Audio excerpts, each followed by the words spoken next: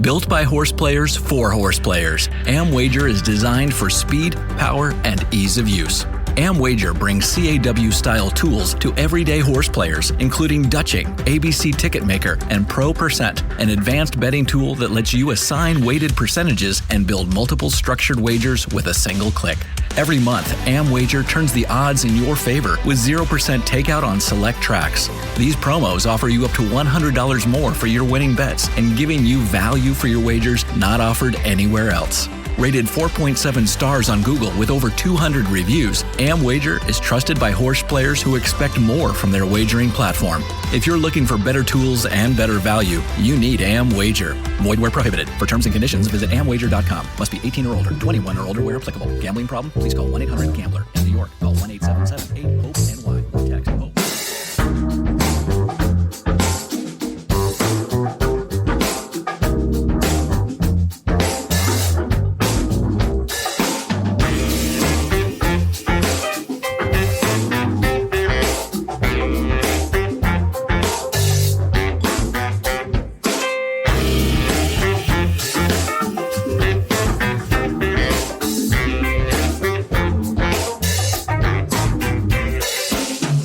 Welcome to the Sport of Kings podcast, episode 349, sponsored by AmWager. Go to amwager.com to see all their promotions, including this Saturday's 0% takeout. That's right, 0% takeout on win bets, not just one, but 4 tracks: Aqueduct, Gulfstream, Tampa, and even the Saudi Cup. As always, I welcome your feedback on Twitter/X. My handle is @Derby1592. That's @Derby1592. This week, I'm joined by special guest, BC champ and managing partner of 10 Strike Racing, Marshall Gramm. The show today will focus on finding and exploiting value on Saturday's fairground card, which is filled with stakes, including the Grade 2 Risen Star Stakes, which is the first big Derby prep of the year at Fairgrounds. We'll talk about our strongest handicapping opinions and how we might leverage those opinions using optimal betting strategies. Hi, Marshall. How's it going?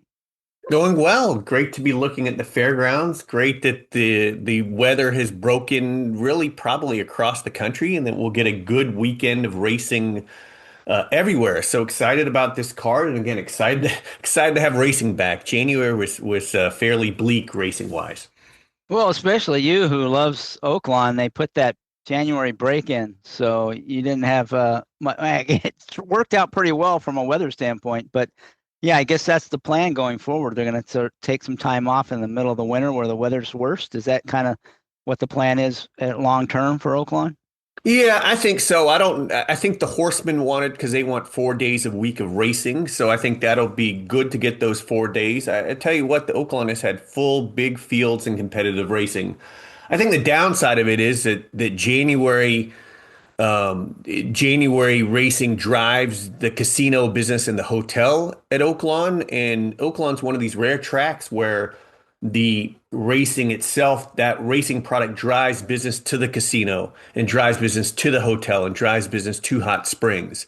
And so I do worry about that relationship. If we having racing from December through May gives us a full season to feed the casino and help the local economy. And the local economy, of course, has the lakes in the summer. And so I worry that from a racetrack perspective, that it may make more sense to race 2 days in January just to help the other parts of their business, which of course feeds back into the purses. Yeah, that makes sense. It's too bad that most other tracks are the opposite in terms of they don't really care about the racing. It doesn't really feed anything. So it's nice to know that at least the even the casino part of the business there at Oaklawn, it's sort of symbiotic rather than just one way. That's good to hear. Yeah, it's a rare thing. I mean, Oaklawn draws big crowds, and then when those big crowds are done, they feed right back through the casino. So it's a rare thing. All these other racinos are, it turns into a tail wagging the dog situation, and where the casino operator wants to eventually get rid of the racing product. Oaklawn, let's hope it stays a strong racing product with a good live attendance. Yeah, that's the hope. Maybe that will be one of the states that survives long term. One of the few, probably. Fingers crossed. Yes. Um, well, I do. Since you're on, Marshall, and I've been talking a little bit about my upcoming book, and I want to kind of just mention and thank you because you played a significant role not only in the book but in the podcast, the Bet with the Best podcast. I kind of used you as a sounding board as I was kind of developing the idea, and you were my guinea pig on the first podcast, and it turned out to be very successful. And those podcasts are sort of the core part of the book, and it's the book goes well beyond that, but that's sort of the foundation for it. And in fact, I sort of did the same thing with you on the book, and then I used you as a sounding board kind of initially after I had written the first draft of the book, and you had some great feedback, and I went back and completely rewrote it and added a whole bunch of new content. I think it really improved it, and a lot of that was, thanks to your feedback, and many others have helped as well on the book. So I'm looking forward to that. And since you're on the show, just wanted to thank you for that. I'm pretty excited. I'm hoping that can get it published here maybe within the next month. I'm learning all about how you publish and how much more there is to putting a book out other than just writing it. But we're at the proofing stage now, so we're getting to the end. And I just want to thank you for the help on that, both the podcast and the book. Really appreciate that.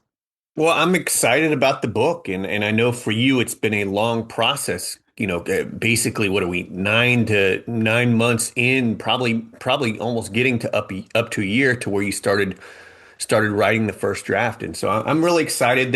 I grew up reading about racing. I grew up reading about racing in the newspaper. I bought all the racing books. I've read them all. I still collect them and read them, whether they are about handicapping, about history, whatever they might be. And look, there's just a lot less written. Now we consume and learn about racing in very different ways. There weren't podcasts and interviews, and there was a lot less of access, right? I remember being lucky enough to be somewhere where I could get a copy of the Thoroughbred Record magazine and the Blood Horse to learn about more. But that stuff wasn't as accessible in the 80s and 90s. And so I bought up books, and I still enjoy reading about horse racing. And I'm excited to read a handicapping book. And I think you cover a lot of ground, both in terms of the discussion of betting, which is not done in a lot of places, but also offering a historical perspective on the different methods of handicapping, and an overview of the different methods of handicapping as well. So I'm excited about it, and look forward to seeing it in print with a cover on it, and going through it once again. Yeah, so am I. It'll be so neat to have it in my hands, that the book, the physical book that I can open up and read. And I really wanted to produce that. And my whole goal was to produce something that's at least worthy of going on your shelf somewhere. It might not be the first book on your shelf, Marshall, but I hope you and others will have it, think it's worthy of reading and then putting up there with next to, the really good writers like, Beyer and Christ and Meadow and Kramer and those guys. Well, I'm very excited about my racing library overall, which I have an early edition of the Maxims of Pittsburgh Phil, and all the way through. If there's a book on racing, I buy it and I read it and I consume it. And again, having read early drafts of this, I'm excited to read the final draft. I think people will enjoy it. And I wish more was being written on handicapping. I think the game has evolved dramatically over the past 30 years, but people still go back to the books that were written 30, 40 years ago. So this, I think, provides a good update to that. So again, looking forward to it. Excited for you that it's that you're almost done with the process. Yeah. And then I get to try to market. It's for me, it's going to be an excuse to visit racetracks. It'll be my book tour, but it's really just, okay, I'll give me an excuse to go to racetracks I might not otherwise travel to. So that'll be my goal over the next year, is to try to go out to different tracks around the country and hopefully market the book. And hopefully some people will be interested in reading it and buying it, but you never know, uh, worst case, I'll at least I'll have done it. I'll put the book out there, and hopefully others will find it useful. So we'll see. Well, I work in a profession where you write articles in books that no one ever reads. So, but I think you will get good readership. So, Well, let's hope you're right. And so, okay, I'll stop talking about the book, but that's what's been dominating my life the last few months. So, got to forgive me for that. But let's start out talking about how you go about betting, how you decide what races you're going to take a look at, and then which of those you might actually want to bet, and then how you would go about betting them sort of at a high level before we get into the specific races for this week. well, I tend to look at all the big races on the weekends. I tend to follow Oaklawn Park fairly closely, Saratoga in the summer fairly closely. But I'm not I would say I'm a little more than a weekend warrior, but a little less than a daily player. I always have racing on in the background. I'm always thinking about horse racing, but I don't grind through and take notes and watch every race. Uh, but I do like the major circuits. I do like the major races. As far as handicapping, my handicapping background and how I approach a race, I would guess I'm a generalist. That I try to watch races. I try to look at speed figures. I try to look at data. I have some pace figures that I model to look at that as well. So I would guess I'm a generalist with a little bit of a data-driven approach. I'm obsessed with the tote board and obsessed with tote board math and watching odds movements for better for worse. I don't know where that necessarily leads you. I have gone from this sort of notion of trying to figure out where value is to where when my horses tend to in my mind offer value, they tend to be dead on the board. So I'm in this strange predicament of trying to sort of reevaluate when I think a horse is live and when it isn't. And I guess you can just see it in the data. If your horse drifts up in odds, it tends to offer the very large negative ROI, right? Your horse drifts up in odds after the bell goes off, or is dead on the board. It's probably negative 35 to negative 40% ROI. Whereas if a horse gets hit late, it's obviously extremely frustrating because your price is getting cut. But the ROI is much better, right? The ROI on droppers. I was actually looking at this data yesterday because I was teaching it to my horse racing class, which I have the privilege of teaching at Rhodes College. I'm teaching it for the first time in 4 years. But horses that drop in odds in the last cycle, the ROI is negative 9%. Horses that drift up in odds, the ROI is I think it's like negative 36%. So it's a pretty big gap there. So in my mind, I'm looking for this narrow band to where my horse that I like is also live in the betting. If it's too dead on the board, I'll look elsewhere. And if it's so ridiculously dead, I'll have to bet it because because I don't want to, if it's such a good price, I'll go ahead and bet it. But I'm thinking about things more in bands now. Handicapping is an evolving process. The game is perpetually changing. And I'm sure I'll approach the game differently in 5 years from now than I do today, much like I was a different handicapper 5 years ago. And that's one of the, as you know, one of the main themes in my book is that you have to evolve, and the game changes, and it changes rapidly. It used to be you didn't notice the change quite as much. It was a little more gradual, but it seems to be accelerating the rate of change. So it's even more important that you evolve. And this whole thing on the late dropper, late riser, is that based on the morning line, based on the last few clicks? I mean, when you say a late dropper, what's your baseline that you're using for that, So or late riser? I'm referring to the last cycle. Okay. So in some sense, it's like impossible you can't see that beforehand. So you don't know where your horse is going to end up in that last cycle. But you do have some clues about whether your horse is live on the board and taking money and whether it is not. So there is there's some degree of insight into whether your horse is live or not, but the last cycle itself, which of course is the bane of most horse players' existences, is something that is unknown and unseen. But that's a great example of how the game has evolved, right? Spending time on predicting the last cycle change 40 years ago would have been pretty easy. I mean, you would have figured the odds will be about what they are the second to last cycle, right? But you can't make that assumption anymore, obviously, today. That's just a great example, I think, of how things have changed dramatically. Yeah, there's no doubt. And horses that take these big odds drops, I mean, the ROI on them is negative 2%.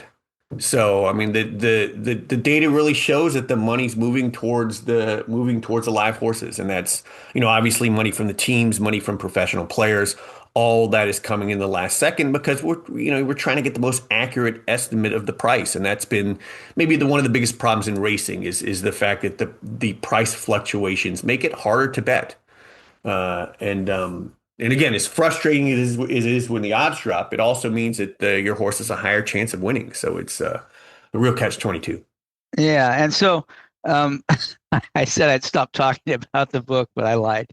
I spent some time talking about this whole idea of price discovery and trying to figure out what's going to happen in that last change, and also a lot about the computer assisted wagering teams and their impact on the game and what you can do to try to deal with that. And Marshall, you're sort of the featured author on that chapter. So people who are interested in learning more about what we're discussing here, I encourage you to get the book and read about it. Get the wisdom from Marshall and others about, all this change that the teams have introduced, this new challenge for players. So Yeah, and I think one of the ways that I've also changed as a horse player is I just bet less. Not only less overall, but I bet fewer races. I'll watch a lot of races. I may bet $2 to $5. I'm willing to do that on a race where I don't have a strong opinion. But if I like a race, I'm going to bet it out. And so the teams, they're betting everything, right? They build their models. They bet every race. They're looking to make long-term small profits by churning money and getting their rebates and making enough above their rebates to make money by churning, right? So I'm approaching it differently as a horse player, and if you open the form, unless you really know the racetrack you're playing, you're in a losing battle, especially if you don't get rebates. But you're in a losing battle facing the teams and professionals. And so I'll look for spots and I'll sit and wait for spots. And so it's just the changing nature of the way I play. I want to find the spot that I like and I want to try to bet that spot out. And so, here we're going to go through 5 races today. I thought they were all pretty tough, and some of them, I'll just watch. I may build a pick 5 because for the hell of it. I used to play pick 5s all the time. Now I barely play them. But that whole nature of the way I approach the game is different now. I'll make one big win bet or a big exacta bet, maybe make 1 or 2 of those in a weekend. Maybe not make any of them, but I want to wait and find the right spots to play when I think I actually have an edge, and that's getting harder and harder to find. yeah, I think, and that's essential to being successful. If you think you can bet, all the pools and all the races like the teams do and come out ahead, you're absolutely brilliant or you're fooling yourself. So being selective makes a lot of sense. Yeah. Now look, and it's fun. I like playing blackjack, and blackjack's a negative expectations game. But if you pick up a card and are looking at it and looking at the same things, looking at the things in the form and judging things exclusively out the form, that's a losing proposition. A fun proposition, and as long as you're sort of willing to accept that, much like you would paying for a round of golf, right? That you accept the fact that you might win, but probably going to lose. Yeah, and it all depends on what your objectives are. If you're in this, like a lot of players are, as a skill-based gambling game, as a challenge to try to see if you can't, beat the game at least some of the time, then that's different than if you're just in there for fun, right? Entertainment. You go once a month, you're going to blow your bankroll and you're going to have fun while you do it. So it kind of depends on what you're trying to accomplish, for sure. All right, before we get into the races, I always want to talk about the betting menu. Fairgrounds is pretty vanilla. It's kind of close to the median takeout for just about every wager. They're a little high on pick threes and pick fours. They have a jackpot pick six, which I always tell players to avoid. Unfortunately, they don't do anything special to manage the CAWs, so they're kind of unfettered access to all the pools. So that means, like we just talked about, it's a challenge. You have to be selective. You got to make sure you really have value, because it's a high bar to overcome the takeout and that competition from the teams and other players. So, don't be afraid to pass a race. Pick your spots, and then when you find something you like, go for it. And you have to seize the day, carpe diem. So let's get started. Some specific examples. We're going to go through the last 5 races. They're all stakes races, and some are graded. The first one, the 8th race, is the Albert Stahl Memorial Stakes, going 1 mile and 16th on the turf for older fillies and mares. This race is going to have a heavy favorite, I think, in the 1-horse Maduro. I know, Marshall, you're not afraid to lean on favorites that you like. Is this a favorite you like, or is this one you're going to try to beat? What do you think about this race? So this is a favorite that I'm going to like. I will say, and so just a little overview about the fairgrounds. And I was looking up some data before looking at these races. The fairgrounds, both the turf and the dirt, can be quite speed favoring. And as we look through these 5 races, they seem to be somewhat void of speed. There's a lot of closers, and in the 2 turf races, it's not clear who's going to go. Maybe in this case, in this race, Cupid's Crush probably goes, and Sophia's Cruiser probably goes. So those 2 may go. They're longer shots. They may not matter as they go off to the lead. But on turf routes, and this is since 2017, 19.3% are won on the lead, and the horses that make the lead in the first quarter, the ROI is 40.6%. Now, again, you got to get to the first quarter. So if we were able to bet once they make the first quarter, that's a pretty big ROI. And we've had some just crazy long shot wire to wire winners on these big days. We'll talk about one of them that's running in the 10th race, who's twice won at big prices, one of them a giant price. So they have had turf days on these big stakes days that have just been basically inscrutable. But I'm going to go with the chalk here. I think that Medora is just probably better than these. I know that was a toughly earned win last time over Cupid's Crush, who was a fairly big price. But I thought Cupid's Crush had a pretty easy on the lead trip, and Medora had to really run him down. Did have a good trip and good ride there, but ran him down, and that race is fast, and it was fast on the clock. The race is run faster than the E.R. Bradley that Capuna won. If you sort of look at the full speed figure profile, Medora's almost, like what Beyer would call an omni-fig, right? Where all her figs or at least all her recent figs are better than anyone else's figs in the field. I do think that money will go towards the Chad Brown horse, oversubscribed, who made a start in November after a year layoff, and I thought oversubscribed had a good trip in the Forever Together. A good inside out trip, but struggled to get there in the end. Really didn't take off once the horse got to the outside with Pratt. I really thought she'd finish better as a 1-2 shot in that field, and finished with a strong closing kick and dominate. And so, I think she's going to take a lot of money given the connections, but and hopefully enough to cut into what Medora might be.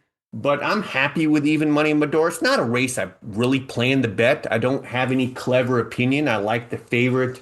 If the favorite tends to be a 2 or 3 to 1, I'm going to know that she's dead on the board. And if she's 2 to 5, I'm not going to want to bet her. So in that range of even money, maybe I'll use this to start off a pick 5. But I'll probably just be watching this race. But I just think she's the best horse. So you like Medoro. You're sort of, I think, oversubscribed as an underlay. anything else in the field that it sounds like you're not planning on betting this race? There's nobody underneath Maduro you'd be interested in playing any of I the mean, verticals? like Expensive Queen might be a pretty good horse. I mean, that race at Keeneland, the allowance race that she won was pretty nice. She was the last mover in that race, but she really exploded when she got loose and then went to a grade one race, which she ran evenly. And those were real horses in front of her. Had a layoff and then comes back on the synthetic and wins by open lengths. I don't know. I'm a good judge of her. I don't have a great judge of her. And I wonder what price she might be. I mean, she's 6-1 morning line, but I think she'll be shorter than that because I think she's the maybe obvious third choice to go to. So maybe there's a scenario why I play Medora over Expensive Queen for a little bit of money. I thought the long shot Lucky Speech was kind of interesting. Finishing well last time, was too far back on the wrong lead down the stretch and split horses late to get up for third. So, there's a horse that might be rounding in the form, has been huge prices her last two out and should still be against this field 50-1. So maybe there's a 50-1 horse that can hit the board that I can design tickets around. But ultimately, I think this is a race that I'd probably pass if I've tried to do anything and is trying to beat oversubscribed. So you said even money about might get you interested in Maduro. What do you think that Maduro will go off at? Do you think you'll get even money, or is she going to be shorter than that? I think she's even money. I think there's enough with Pletcher here, with Brendan Walsh, and with Chad. With Chad here, I think we get to even money. 4-5 even money, 6-5. I think that's probably the range that we're in with that horse. I think a lot of the other locals are going to be huge prices, and so I do think that begs the question: is who's going to make the lead? Is someone going to get loose, and are they a real threat if they get loose? Cupid's Crush got loose in the Krantz Memorial and nearly won at 27-1. So could that happen again here? I don't know. Yeah, so I'll just offer a few opinions. First of all, Cupid's Crush, I loved last time. We had this on the podcast, and I was all over that horse. Would have loved when it held. I thought she was going to for a little bit. Still did very well in the race because I liked Lucky Speech as a clunk up, and I thought Medora was a horse to beat. So I did really well in the race. Not as good as I would have done if it won. And I don't really see any reason why this race couldn't be just like that one. So I'm still on Cupid's Crush. I still think I'll get double-digit odds, even though she ran so well. If you look at her middle distance races, throw out the mile and a half on yielding, and don't look at the sprints. Just look at the middle distance races, and she's never run a bad race. I don't think she's ever been worse. I think that second might have been the only time she hadn't won, and second was a big effort. And she got clear, but they kind of had to go from the rail, but it's not like they were loping along. They had set fast early fractions, and the final time was fast. So that horse ran a huge race, I thought. And I think, the post won't matter for her. And there is another speed horse, but her best races, you could argue, were the ones where she sat off a horse and, second and then finished up late. I mean, I think she's an underrated horse still. So she's the key for me in this race. But I like Maduro as the one to beat. I agree oversubscribed is the underlay. Has never really run that fast, and it is second off the layoff. But Chad Brown, horses just don't improve that much, and they don't improve that much second off a layoff nearly as much as other horses. So I don't see this horse improving enough to be a big threat in here. And I could be wrong, but that's the way I would bet it. And then I agree. The other wild card is probably Expensive Queen, I thought she looked really good in that U.S. debut where she just exploded late, even though the margin of victory wasn't big. I thought it was an impressive race. And then, her next race wasn't bad, but that was something might have went wrong because she didn't run again for 6 months. Something you could give an excuse for that one. And even with the excuse, it wasn't terrible. And then the way she came back in that synth race, her synth race in Europe wasn't as good as her turf races. So, I think she could be a danger. So those are the ones I'm interested in here. But for me, Cupid's Crush, like you said, being on the lead's not bad at all at fairgrounds on the turf, even though they have that long stretch. And so that's the way I'm gonna play this race. This is one of the few races in the sequence I'm interested in betting, and Cupid's Crush will be kind of the focal point of that. But I think we see the race very similarly. Besides that, anything else Yeah, you want to no, add? no, I think all that makes sense. I think that the interesting thing about Expensive Queen is she could be really nice. But it also shows that, this is sort of what modern racing is all about. These horses work and work and work, and we just don't see a lot of races. So we're sort of speculating on what the gamely meant, right? And then she comes back on the synth. I mean, why did they decide to do that? And what is going on with their decision-making process here? But the horse, she could be really nice. She could have a real future. And so she's one that'll be interesting to see and see how she's bet. And look, I do think that these horses that make the lead on these two turf races, I mean, in the pick five, I'm going to include Cupid's Crush because I totally agree. That horse is going to be 15 to 20 to 1. I don't see why that horse is going to be that much shorter than last time. And they've campaigned this horse in such a strange way. I mean, this horse runs, but they'll run it at any distance. And so 5.5, a mile and a half. Who in the world goes from a mile and a half to 5.5 next out, and then up to a mile 16? So it's a bizarre campaign, but at the right distance with the right trip. And this horse is going to be a good price. It's no doubt. Yeah, and I love the fact they did all those weird things because that's why I got 27 to 1 last time. And if you look at the horses, it's clear to me this is the horse's best trip, going a mile 16th. That's where this horse wants to be. That's where all her, if you look at her races, they're all wins at that distance. And that's what she wants to be at. And Well, including last time out, she well, ran more. well. Go ahead. Sorry. No, go ahead. Sorry. I was going to say more and more in turf races, people tend to hold, right? Even if the data says differently, people tend to hold. If Cupid's Crush can clear or maybe sit off Sophie's Cruiser, then maybe that's a trip to have. Yeah, and I think that will be her trip. I think they'll be happy to just use her as a target, depending on what they do with Lucky Speech. I mean, you think, I mean, not Lucky Speech, I mean, Sophie's Cruiser. You assume that they're going to go with her. That's why she always runs. You never know, like in today's racing, though, what they'll do. But assuming that she runs her normal race, I would expect to see Cupid's Crush just, sit off of her and then, go to the lead and hopefully hold off the late close. The other thing I'll point out is, Maduro did run past her last time, but Maduro had a really nice trip there, I thought. And, she picks up 6 pounds. And I think on this, or she doesn't pick up weight, but Cupid's Crush, I think, gets in lighter, doesn't she? Maybe I'm wrong about that. Let me look. No, she gets in 6 pounds less. So that's a 6-pound switch in the weights. I think last time she was carrying 124. So that might make a difference too. 6 pounds is not insignificant. All right, so let's move on to the next race, unless there's anything else you want to add on that one. Nope. All right, next race is the Mineshaft Stakes. It's a grade 3 going a mile and 16th for older horses. And this race, I think we might have the biggest favorite on the sequence, Hit Show.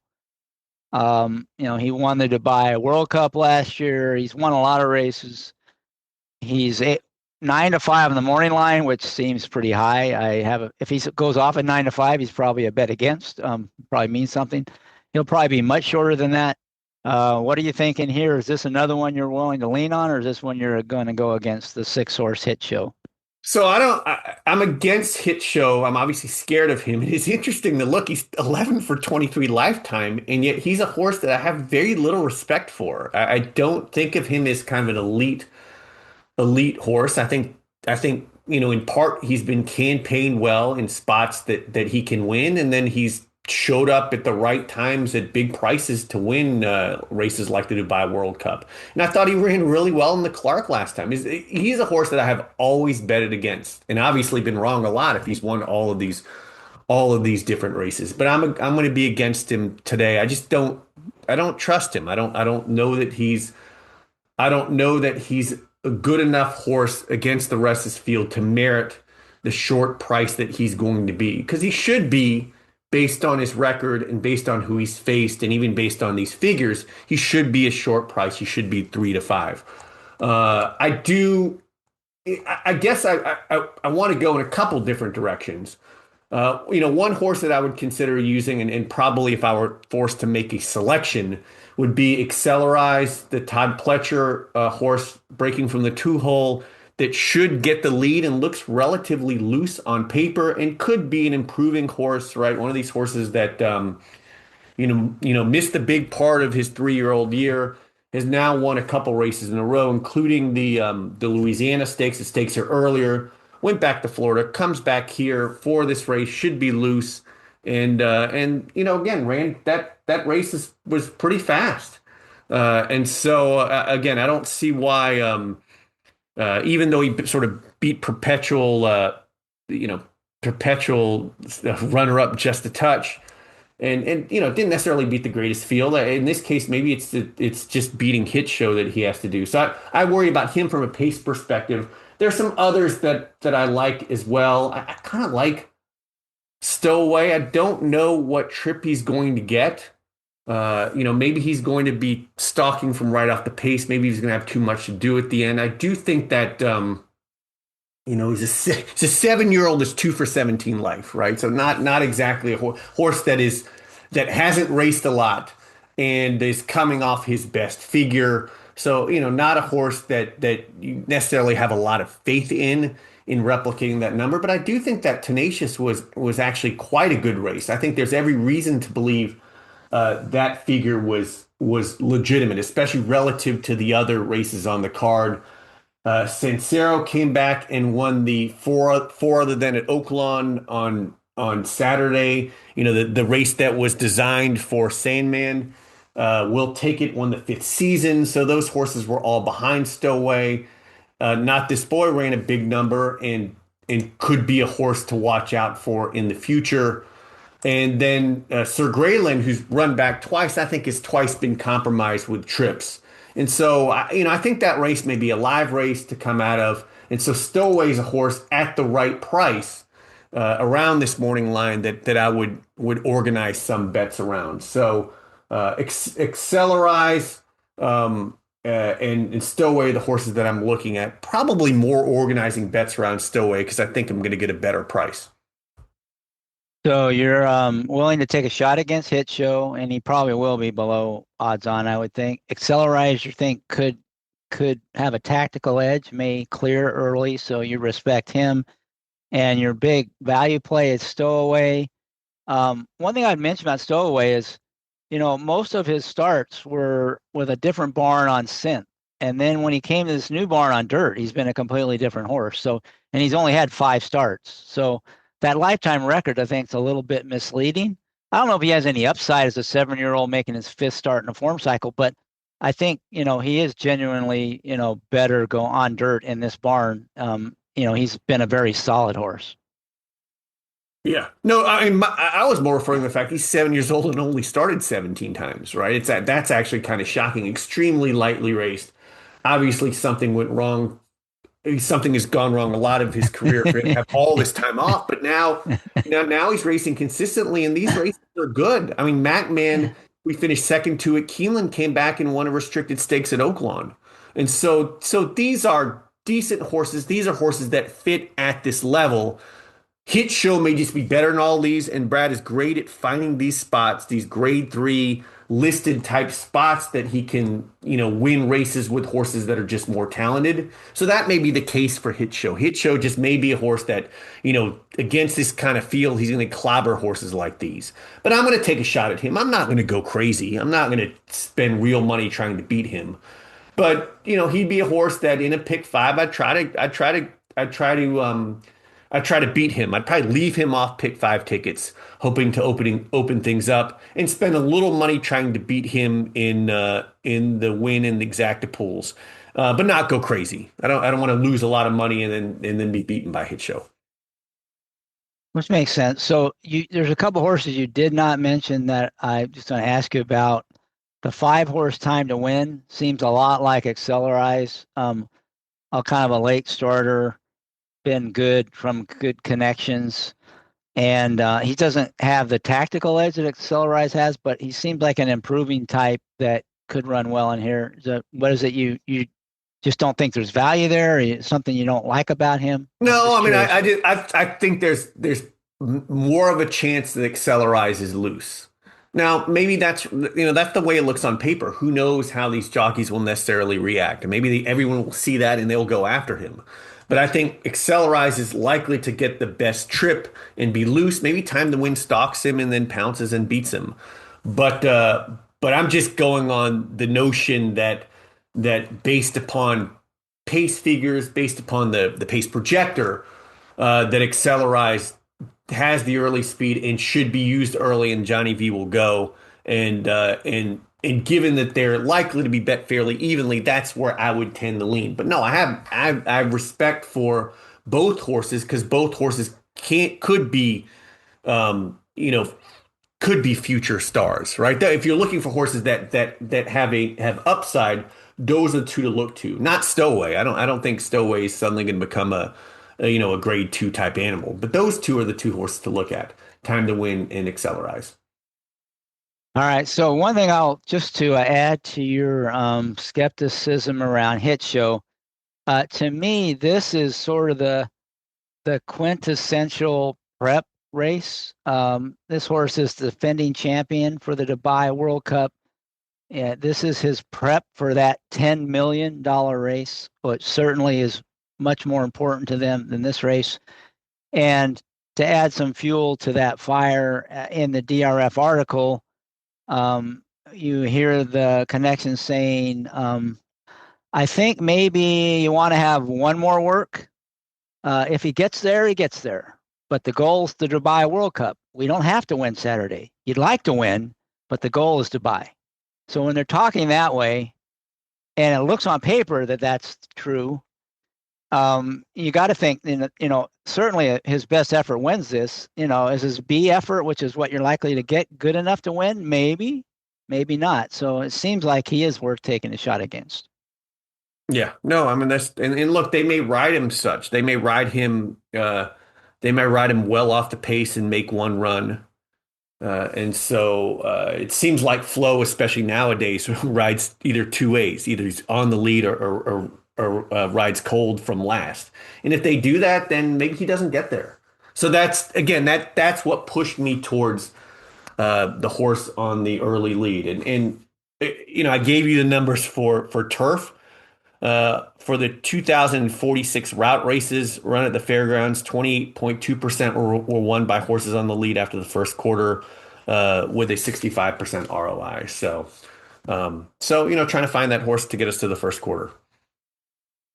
All right, and it looks on paper at least like Accelerize will be the leader on the quarter pole. That'll be a surprise to me if he's not. It doesn't mean he might not have some pressure, but I don't see him not going to the lead in here. I'm not sure why they wouldn't want to do that. So we'll see. So you said you want to bet against Hit Show, maybe like in a pick 5. What about in the double? Is there any double you'd be thinking about playing to the prior race, where you liked Maduro? Or is that just too, because you're probably going to get some value if you beat Hit Show in any kind of horizontal wager, right? Yeah, I guess it depends on I mean, the nice thing about the double is we get paid above what the win parlay would be. It's just embedded in the math that we should get about 1.3 times parlay based upon the fact that you're in a win parlay you're hit by the takeout twice, and in the double you're only hit once. And so there is a punch to that. And so I could imagine a scenario where I play Maduro to Accelerize and Stowaway. I could see doing that. I hadn't, it didn't jump out at me as a bet that I was going to make, because I was thinking more about race to race. But yeah, absolutely lining them up. Really depending on how Maduro is bet, right? If she's even money, and then I'm getting if she's even money and I'm getting, let's say, if I'm getting maybe 15 to 1 on that double to accelerize and maybe 25 to 1 on the double to stowaway, maybe those are bets I would make. Maybe, and that probably won't be that high. So It seems a little high to accelerize. You might get it to stowaway, but it seems like it'll be shorter to accelerize. He'll be the clear second choice probably behind, I think, behind Hit Show because of the pace scenario. Just one of the things I've noticed is when it's sort of obvious loan speed, it gets overbet. You usually, especially on the dirt. yeah, it really depends on how they come for Hit Show, and how they come in the doubles for Hit Show as well. So yeah, we'll see. I mean, it really price dependent. You have to be price dependent on these things. Yeah, for sure. What about verticals trying to beat Hit Show? Are you thinking accelerize, stowaway, exactas kind of thing? Is that something you'd play, or is Yeah, it? I'd probably if I were going to key a horse in this race in exactas, it'd be Stowaway. So I would try to get him in, you know, probably try to get him in second and have a save or win bet on him. So I can imagine a scenario where if he's the right price, playing Stowaway to win, playing him under Accelerize, maybe even playing him under Time to Win, playing him under those two horses as in exactas, and then playing him to win. And So where you're really getting the value in that bet is Hit Show is going to be on a yeah, lot of tickets, right? yeah, So exactly. So trying to get Hit Show in third. That may be, again, I'm not going to spend a lot of money on that, but I'm betting a little to try to make a lot. I like it. All right, so let's move on. Anything else on that one before we move on to the next race? No. All right, so let's go. The next one, race 10. It's the Grade 3 Fairground Stakes going a mile and an eighth on the turf for older horses. This is a race where we don't have a real obvious favorite. Capuna is the morning line choice. I'm not convinced he'll actually be the favorite. Even if he is or whoever is the favorite, it will probably be three or four of them in contention for favoritism. So what are you thinking about this race? Well, I think the favorite will be Brilliant Birdie, and I think she's the deserving favorite. And so I lean towards betting her. I do think that, there are three horses that sort of separate out from the rest of this field based on quality of competition and how fast they've run. And that's Brilliant Birdie, Laganos, and Capuna. And Brilliant Birdie and Laganos met three times last year. Brilliant Birdie went 3 for 3 and was favored in each of those races. Coming back, starting his 5-year-old campaign here. I just think likely he's better than these horses. 4 to 1 is unrealistic, but given the presence of those other two, maybe you do get 9 to 5 or 2 to 1. So I think for me, he's going to be the bet. I think there are a couple other things that are interesting about this race. I have no clue who's going to get the lead, and that's always something I worry about on this fairgrounds turf circuit, as we've already talked about. So I'd rather be blessed as a horse that has won twice on the lead, won at 86 to 1 in the Munez last year, and then in the Gilberto Mora won at 17 to 1 this year. So that horse is going to go. I think Sandpipes might go from the rail. I know Paco is off. He got hurt, but I think they may want to send that horse from the rail as well. So I'd watch to try to figure out who's going to make the lead. I'd probably use that horse somewhere, but I'm going to go with Brilliant Birdie. I will add that Gigante had probably 2 no hope trips in his last 2 races, and that horse is going to be 30 or 40 to 1, and I would use that horse to hit the board. And again, the 2 starts back was 4 wide on the first turn, had a real outside trip, and last time was ridden cold and just had to do too much running late in a real paceless race. That'll be a gigante price Yes. probably in this race. So it sounds like Brilliant Birdie. You're thinking you're not expecting to get that 4 to 1 morning line. I'm with you. I think that horse will probably be the favorite. You're thinking if you could get something somewhere near 2-1, that might be a playable price. Is that what I'm hearing? Yeah, I think at 2-1, 5-2, I think I think he's very playable at that number. So and so I'd play him at that number. I may single him to get a little separation in the pick five. If I can single him and then have beaten Hit Show, that accomplishes a lot going into the last couple races. And so that would probably be my approach to this race is force Brilliant Birdie to beat the other two favorites. Maybe try to get Gigante on the board, but I don't want to get overly cute if I can get 2-1 or 5-2 on Brilliant Birdie. So you're thinking any kind of horizontals, it's all going through Brilliant Birdie, and you're probably not playing much in the way of verticals. Maybe a little something with Gigante, hoping he can get in there at a big price. Yeah, I think that's right. I'm not going to clump together favorites. I do absolutely respect what Capuna has done on the turf here.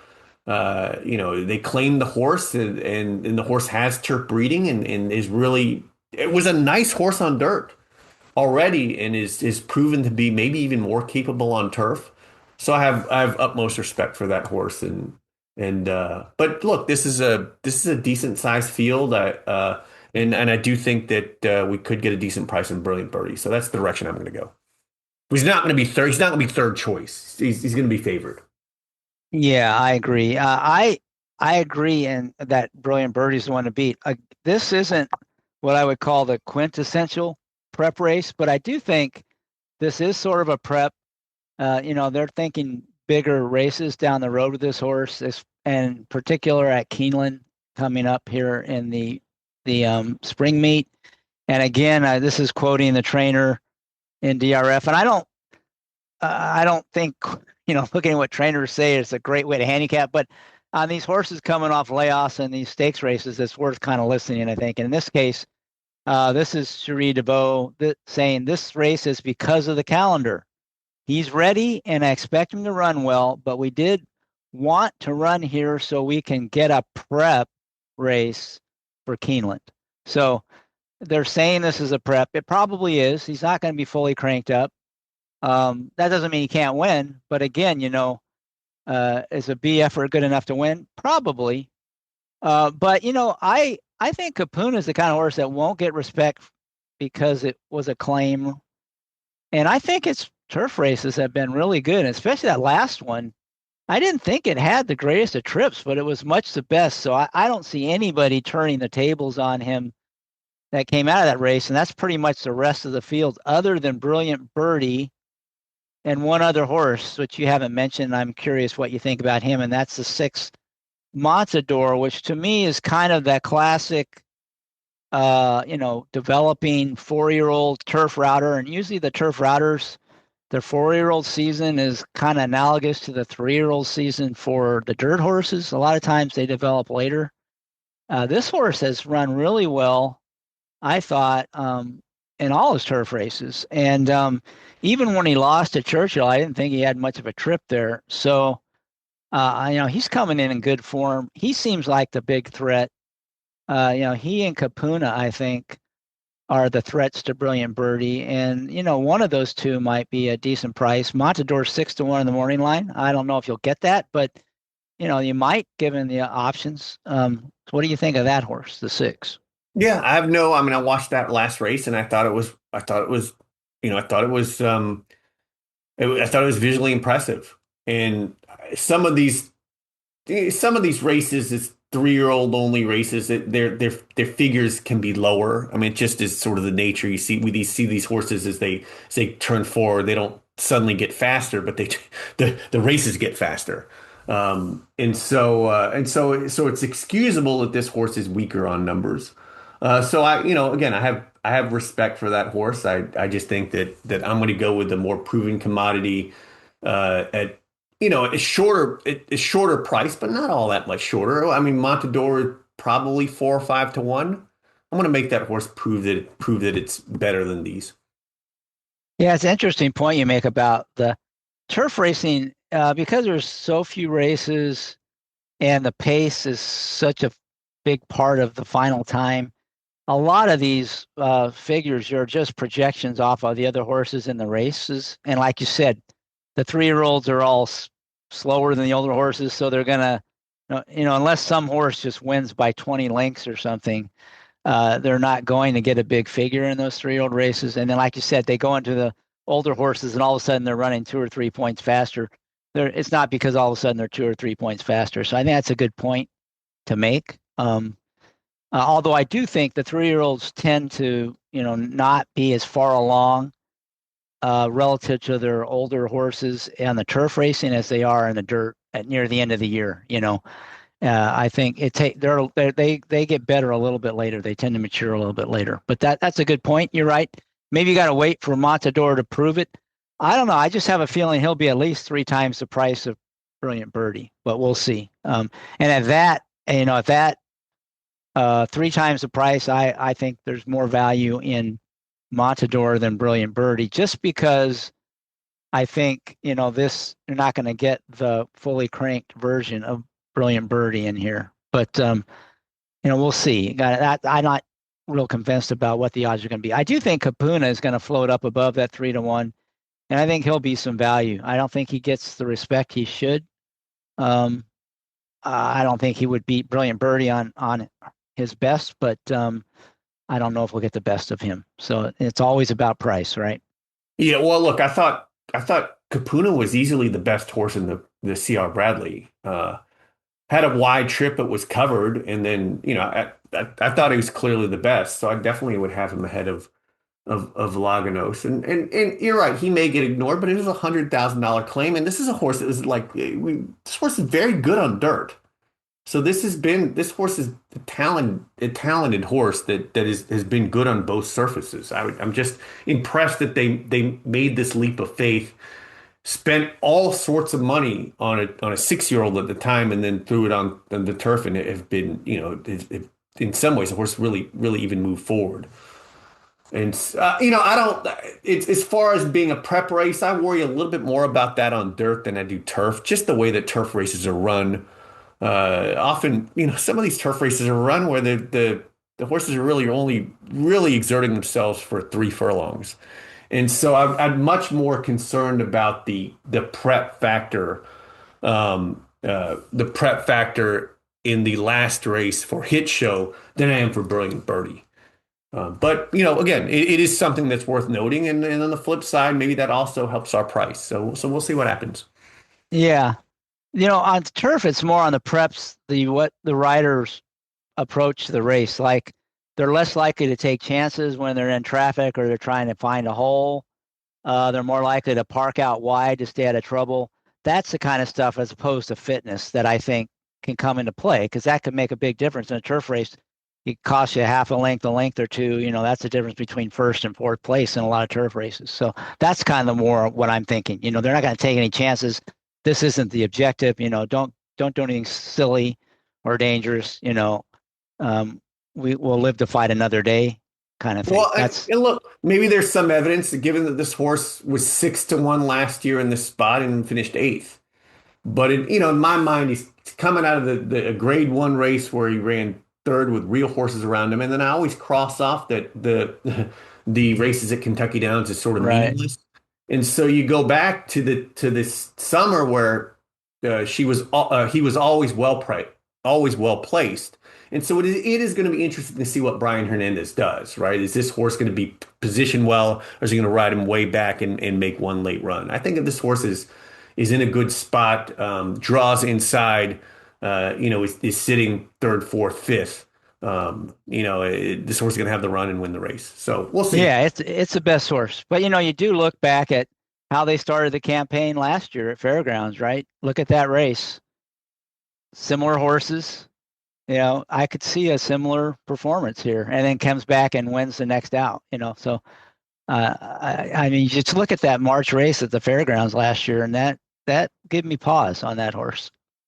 Yeah, and again, I don't remember handicapping the opening verse, but it's interesting going from 6-1, running eighth, and then in the opening verse being a 9-5 favorite. So, look, the board will also, here's another horse where if this horse really is third choice, that's the board telling you something.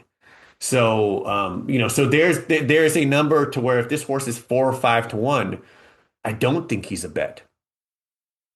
Yeah, I know exactly what you mean. And then then the horse gallops. You don't Yeah, play. exactly. Well, but look, I'm willing to, in that case, I'm willing to accept that. If the horse is dead on the board, more often than not, the board is telling you the right thing. And if Right. if he gallops or things work out, then so be it. I want to see this horse 2 to 1, 5 to 2. I don't want to bet this horse at 6 to 5, but 2 to 1, 5 to 2, I feel pretty good about his chances. Yeah, and that's where you talked about a band of you don't want to play this horse below a certain price. Everyone understands that, but you may not want to play this horse above a certain price because the board's telling you something. And then, So I never would have thought that way 4 years ago. 4 years ago at 5 to 1, I'd be betting more, right? So it's now it's got the board. You got to take what information it should tell you, and you have a sense of what the horse should be. The horse probably should be 2 to 1. If it's taking more money, it's super live. If it's taking a lot less money, then it's then that's meaningful as well. And I think it's interesting what the horse that you talked about, the um, Montador. yeah, Montador, is to see how that horse is bet. Because the other thing is the teams are good, and the market's pretty good at evaluating a race like the Woodchopper, right? In terms of what it might mean, because this is a horse that's coming from a different path, and it's gonna be interesting to see what kind of money this horse takes. If it's 8 to 1, I don't think this horse is a bet. Yeah, that to me, this race is, this Brilliant Birdie. How close to the best effort do you get from that horse? And then, of the horses that coming out of that similar race, Capuna to me is clearly superior. It doesn't mean he'll win because he could have a bad trip or just not fire, but he's clearly the one to play out of that. And then, outside that, I want a newcomer, and that would be Montador. I don't want anybody else out of that race if I'm going to, try to play this race. So that to me, it's those three horses are the ones you want to think about. And then it's all about price, right? Yep. Okay, let's go on now to the two big races that everybody wants to talk about. The 3-year-old races. We start with the Rachel Alexandra, maybe one of the best 3-year-old fillies ever to run. I can think of two horses I'd say were better, maybe Landaluce and Ruffian, but Rachel Alexander was quite the monster, and that's who this race is named after. This is a 1.16 race, great for 3-year-old fillies. This race looks like it's probably the most contentious race in terms of, it seems like all the contenders kind of belong. And unfortunately, the 8th contender, Agrippina, who was a 10-strike horse, I'm sure you were really excited about maybe having that horse in this race, didn't make the race. So I hope there's nothing serious and you'll get a chance to see her run later this year. So I'm sorry about that. But now that she's not in the race, you can be very objective in your analysis. And I'm sure you gave this race a pretty thorough look. So what do you think? Yeah, it's just devastating to have a good horse to break your maiden in impressive fashion and then not be able to run in a race like this. It wasn't really our first choice anyway. The weather sort of dictated us coming here. But that's just how it goes sometimes. It's these horses are fragile and a lot of things can happen. And it's nothing major. I mean, she'll be back in a few weeks, just a cough. But but these things happen. It's hard to, we see these horses, especially these claimers that race over and over and over again. And I think we lose appreciation for, how hard it is to keep horses consistently racing. And so, but we're excited about her. We think she has a world of talent. We think she would have fit in this race. We also wonder. We had the other thing was Paco is hurt, so I love Paco on her. We were also searching for how for who to ride her, and I think we would have sent her. So the one question is what kind of speed there is in this race, and I guess the favorite goes.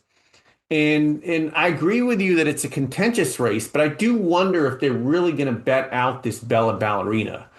So I don't, she's got a good story, given that she's a sibling to Oaks winner, Pretty Mischievous.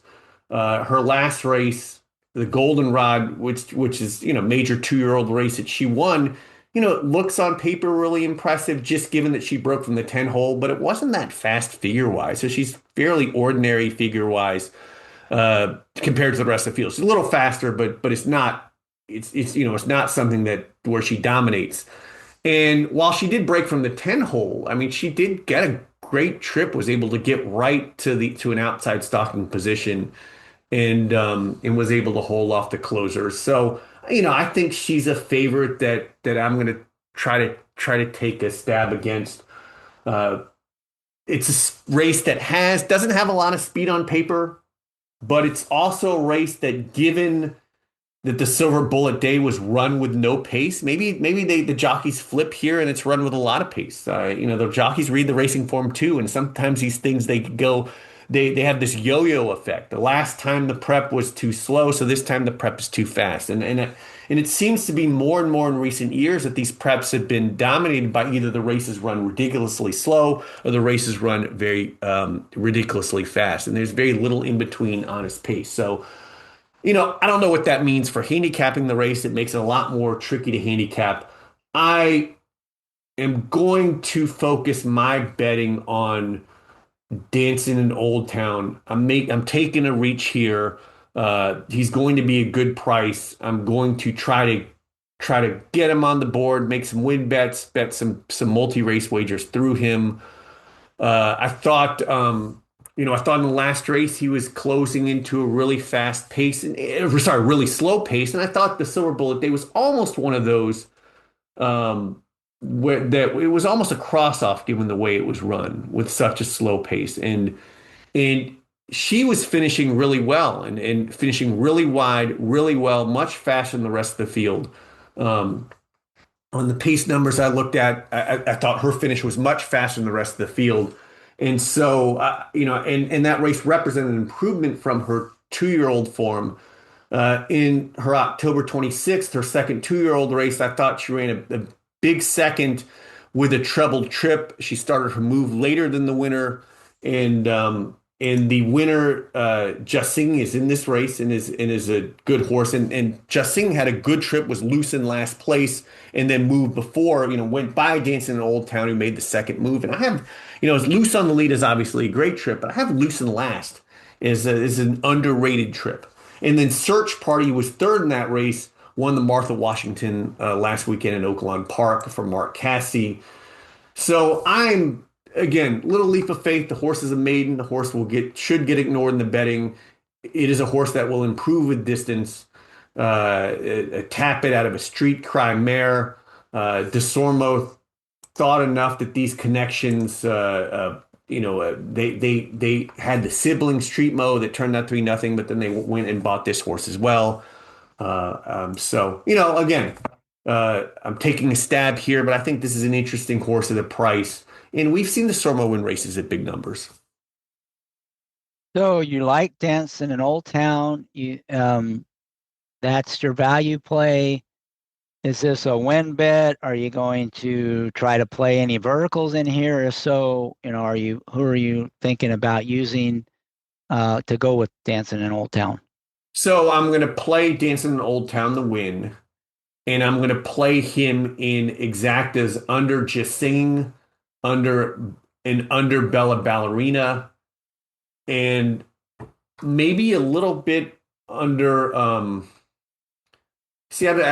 maybe a little bit under one of the newcomers. I don't particularly love either of them. The horses that have just broken their maiden, Powered by Family, are majestical. I don't particularly love either of them. And I don't particularly love either of them. So I haven't totally made my mind up, but definitely under Dancing Old Town. I'm sorry, definitely under Bella Ballerina and Just Singing. All right. So one thing I'll mention, I like your pick on Dancing in Old Town, and you said that last race, the horse was, had slow start and was really wide and was closing fast. And if you look at the the race flow numbers, closer favorability rating on that race was a 1. It was low as it could be, a 1 out of 100. So that horse was completely against it and still only got beat a couple lengths. So and you could say that the other trips that it's had and its starts have all been with lots of excuses. That horse never had a good trip. Now, could be just the slow starts in every race are kind of a bit of a concern. I don't know. And the tappets tend to be kind of quirky. So that may be something that the horse will, continue to do for a while, maybe forever. And the race maybe doesn't set up from a shape standpoint. But I really agree with you. There's more. This horse has a lot more to give at some point, and maybe it will be in this race. And you should get a really big price. I think you'll get more than 12-1 on this horse. It's still a maiden, right? Yeah, look, I think this horse will be heard from at some point down the road. Maybe it's Yeah. not today, because I do think she probably has a lot more developing to do anyway. But I think she's going to be an interesting price, and I don't have a great feel for the rest of the race. I mean, it does seem like on paper, I don't think Bella Ballerina is all that much faster than anyone else in this race, but I do think she could be controlling speed and she did, she's working well, and so there's a lot of things that point to her. I think she's going to be heavily bet. I think there's a chance she's close to odds on. Would that be unrealistic? I think there's a chance she's 4 to 5.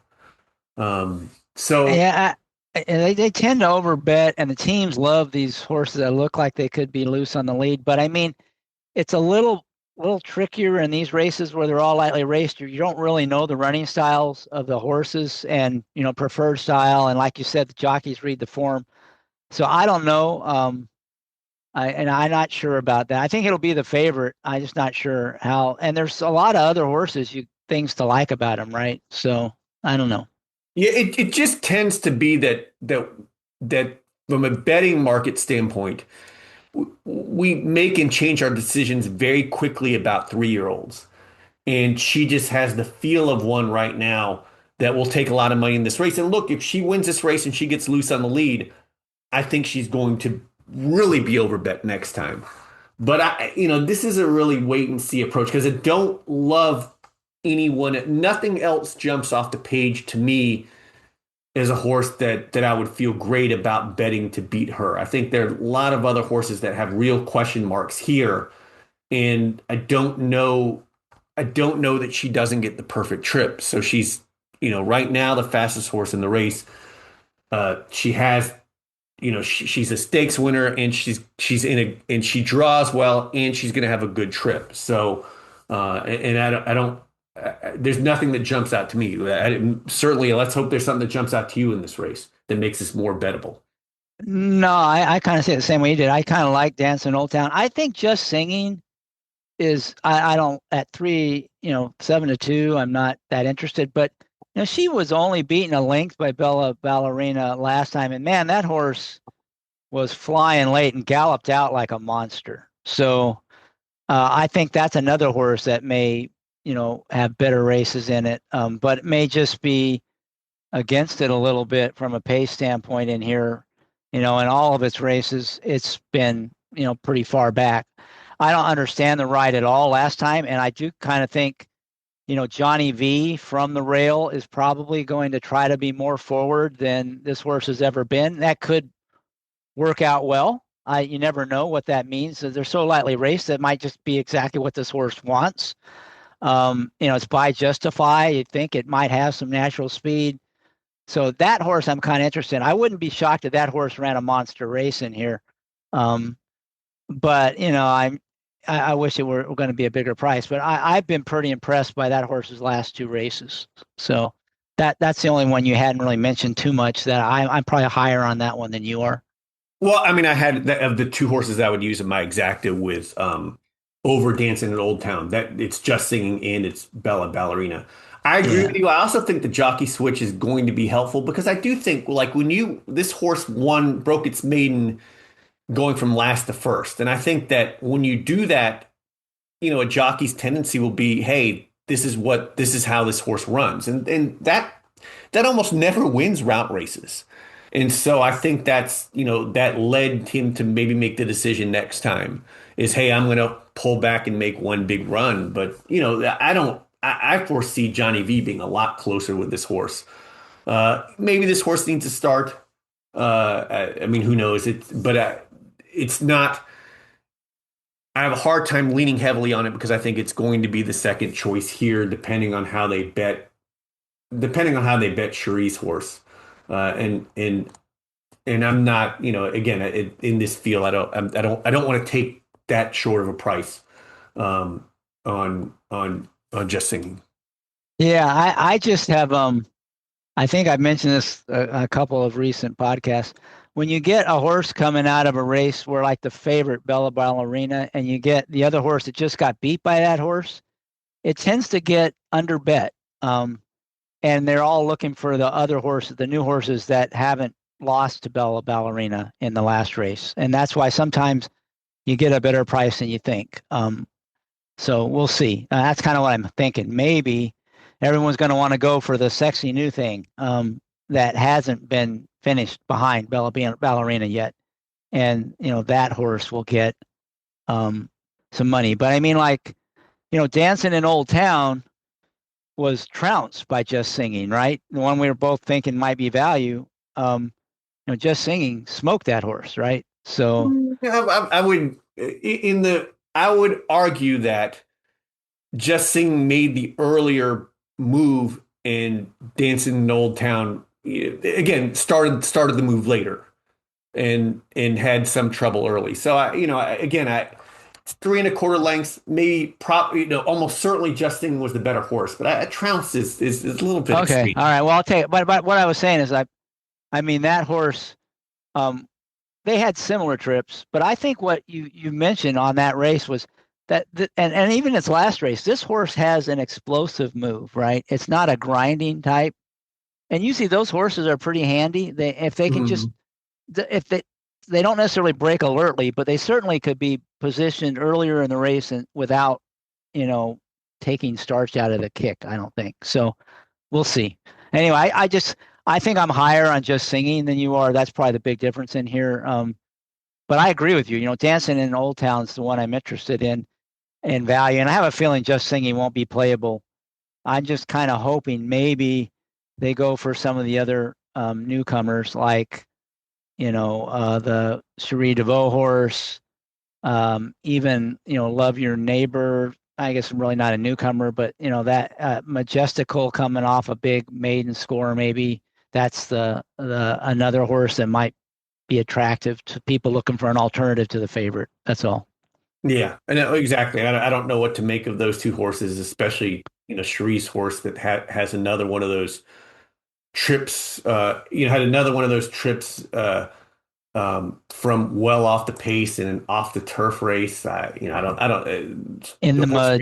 Yeah. Horse ran a big number, almost certainly going to get overbet here, but maybe a real horse. You just don't know at this point. Yeah, that a one big looks mud like number, right? Yeah. A big mud number. I mean, it's just like everything tells me not to bet that horse and not to use that horse at all. But again, would I be surprised if that horse won? No. Yeah, and plus, that one looks like it really has no speed, right? It just in both its starts, it just had no speed whatsoever, and that's not ideal in dirt racing, like you said, unless you're just much the best. There's not too many horses that are Zenyatta that can come from way back consistently and win, right? No, that's right. That's just a hard way to do it on dirt. Okay, anything else on that race? And so we're looking at this is one where you've got a real price play and Dancing in Old Town, but in terms of you'll probably be backing it up under the two favorites, the 1 and the 3. It sounds like as well. Yeah, with a little win bet. If I've beaten Hit Show and gotten Brilliant Birdie through and signaled the Brilliant Birdie, I'll spread a little bit more in this race. I'll use the 1, 3, and 4. Yeah, you're kind of chalky, except for the Hit Show, which is probably the most used horse in the sequence. So by beating him, you're getting some value. And then in this race, maybe like you said, you could spread out a little bit, go beyond just your price horse. If you've got hit show out of there, you might still have, as long as you're keeping it tight, you might still have value heading through that leg, it looks like. Yeah, and it's it just sort of mapping out what we've talked about. It's something like 1 or 2 by 2 by 1 by 3. So it's still a fairly small number. And it's still a fairly small number, even though I've only really knocked out one favorite, but then singling another where there is singling another favorite where there are 2 or 3 other horses that will also take money. Yeah, and you're knocking out a heavy usage favorite, probably the Yeah, highest usage horse in the sequence. and then That's I'm going to single a heavy favorite in the last leg. all right. So Well, let's talk about that. That's the big race, the Grade Two Risen Star going a mile and an eighth. And I think, you know, this race has produced some Derby contenders, and I think part of it is when they changed their path to the Derby at Fairgrounds, and they made this a mile and an eighth race. That's really kind of the separator distance at this age for the dirt horses. It really is typically a separator going from that mile and 16th to a mile and eighth. So that's something to keep in mind. Do you think Paladin, the 4 horse, will be a heavy favorite? Maybe not as heavy favorite as Hit Show because there's more uncertainty around the horses in here, but certainly will be given the connections and the resume, the favorite. You've already kind of tipped your hand. You're going to lean on him, it sounds like. So tell us about why you're confident in Paladin and anything else you want to tell us about this race. yeah, I think that he's like on paper very straightforward handicapping. He's the fastest horse in the race, well bred, coming into this race well. Is certainly going to get the distance. That race, the Remsen has come back very strong. Did have a very good trip in the Remsen, so there's not, didn't had a lot of things go his way in the Remsen, but the race is fast and has come back strong, and so he's going to be my use. And I think the other part of this is I don't love anyone coming out of the fairgrounds races, and given that's the case. Given the numbers power, and I don't like the local horses. I don't really love the LeCompte at all. I'm going to take Paladin, and probably my play here is going to be Paladin over Courting. So I'll probably play that exacta.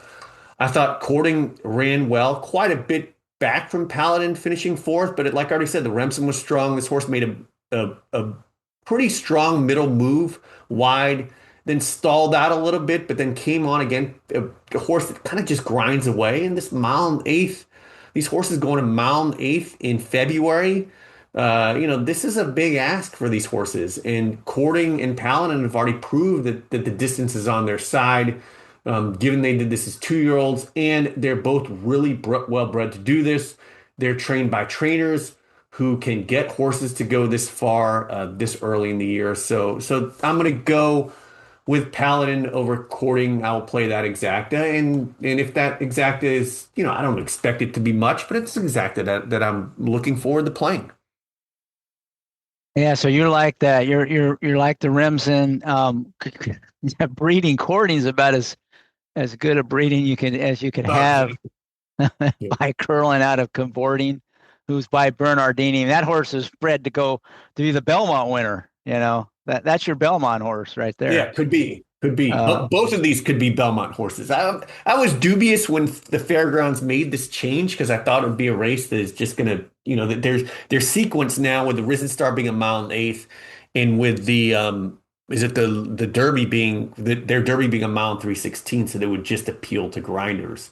And these horses may ultimately be that. I mean, but for this race, I think that I think they're both better than these horses, and I feel pretty good about that exactly. And I feel pretty good ending with Paladin. It does give me a very tight pick five, right? A pick five that I think the core of the ticket is just it's going to be a $10 ticket, right? So I can play it fairly aggressively, and maybe play some $5, $10 pick five combinations to I like playing the pick five for 100, $150. I'm not a big pick five player. I don't like to play lots of combinations for $600. So I play $100, $150, and then maybe my best combination I'll play for $5 or $10 straight.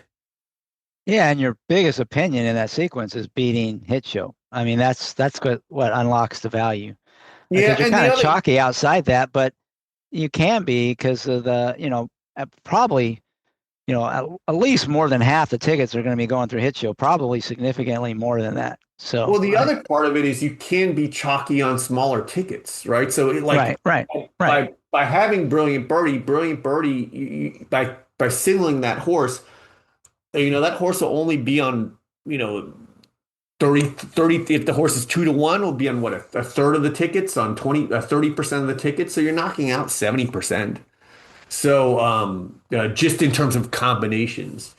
right. And in this case, as well, it's not like I'm using two or three horses here. I'm using one. So you're beating hit show, and then you're signaling in two spots.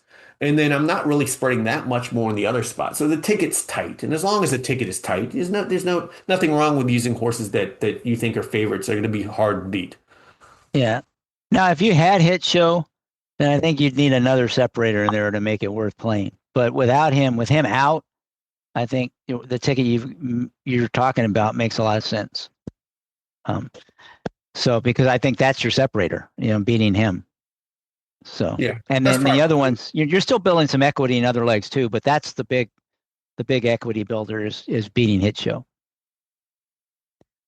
All right, so let's talk a little more about this race. You just a little more on the Paladin versus Courting. Watching the races, it seemed like Paladin was a more like you said, he looked professional, he had a good trip. He didn't. Whereas Courting to me in all his races looks like a horse that's still figuring it out. Hasn't put it together, and they're putting blinkers on here. Does seem like there's more upside with Courting than Paladin. Would you agree with that? Or, and he certainly needs to improve to turn the tables on Paladin. But what are you thinking? Is there a chance he's going to So beat him, or are you really high so on Paladin? Paladin is more professional now. Courting is raced more. I don't necessarily consider the blinkers on. I actually prefer it when they take blinkers off and when they're older. I don't consider that as necessarily a move to make me more excited to bet the horse. They're just trying to figure out the horse. It is a horse that has run in spots and, like you're saying, might be a Belmont Stakes kind of grinder. So I think Courting's better than the rest of these, but I think I don't. Could Courting flip the table? Sure. These are still lightly raced horses, and who knows when you just never know when one of these horses is going to really move forward and take a big jump forward. But I feel that if it's going to be a horse, Paladin is just as likely to take another move forward. Yeah, and they both should have developed some physically since their last race. It hasn't been that long. It was in December, but Mm. and probably both of them, especially Paladin. This is a step on a longer journey where their targets like the Derby and the Triple Crown races. So, they're just trying to progress, but they are hoping to see some improvement, I think. So, and you kind of would expect to see it, assuming that they get a good trip. Mm. One horse you haven't mentioned, I'm assuming it means you're against it. It's probably the second choice is the two Golden Tempo Cherie DeVaux horse that made the big move. Kind of got lucky and scooted up the rail last time, but still certainly closed well and has in both its starts. Another one that's really royally bred. This one's another Curlin out of Carumba, who is another Bernardini mare. So that cross seems to be working pretty well. What do you think of Golden Tempo?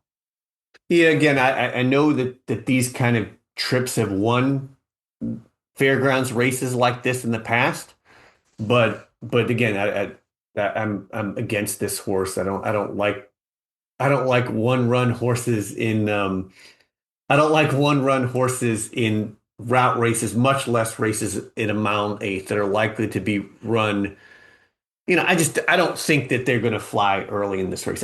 I don't see a scenario where that happens, and just unless some of these are just overly eager 3-year olds. And so I'm against Golden Tempo. Just not the kind of horse that I'm looking for. Horse that has had uh, setups in the last couple of starts. Not for me. So from a pace standpoint, it does seem like it to me that Chip Honcho is sort of the obvious one to try to go to the front here.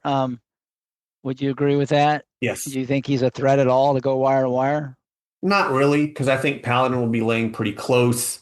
I do think, again, last time they broke from the 10 hole, like they got to the lead. He was ranked early.